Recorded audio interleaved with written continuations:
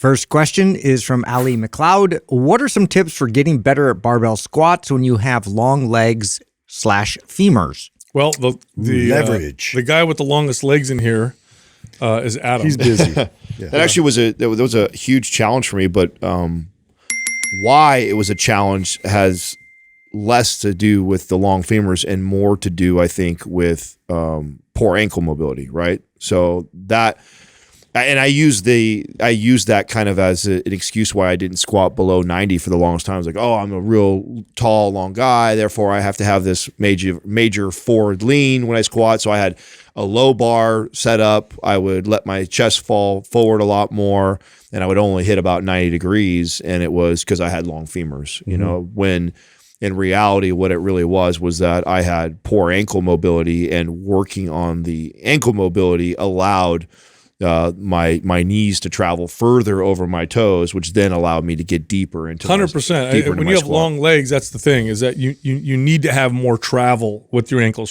Someone who's short typically isn't going to have as much. Right, and by the way, I'm not. Hopefully, I didn't come off that I'm like knocking this person for saying that they have long. It is because you have longer femurs. Exactly what you said. You need more room to be able to travel. Your knees to travel over, and so if you don't work on that ankle mobility, well, a good tell for that, right, is if you elevate your heels and you find yourself easier to get down in further in depth, and comfortably.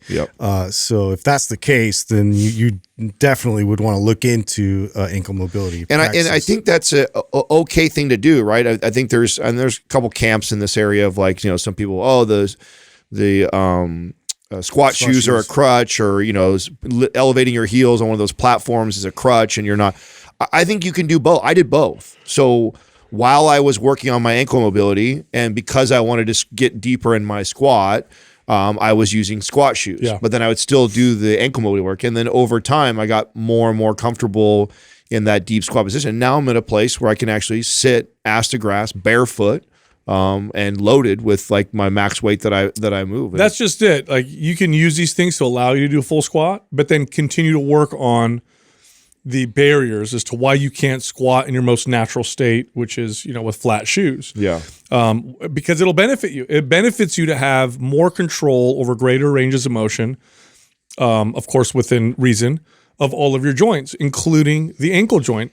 If you have a greater control and you're able to flex and extend it and have control over these greater ranges of motion, it's going to make you more functional in everyday life. It's going to make you more effective at lots of different exercises, and stronger and less prone to injury. Because, how many times people hurt their ankles because they're running or moving, or they move laterally, and because the ankle moves outside of a range of motion they own, they lose stability right away and they roll their ankle or hurt themselves, right? So, but that's got to be the main thing. Now, you can also throw maybe thoracic stability and strength there, although that's not a tall person issue per se. I'd say it's a lot of other, a lot of well, and it has less to do with your femurs. Right? So we're talking, if we're talking about legs, then ankle mobility. But if you're just talking about in general being a tall person, what are some shoulder mobility too? For just like you're saying, if you're trying to load a little bit lower in your back, for instance, to kind of counterbalance, if you find that forward lean is a problem, that may be something to address as well. My favorite, and I kind of made this up. I had never seen anybody do this, but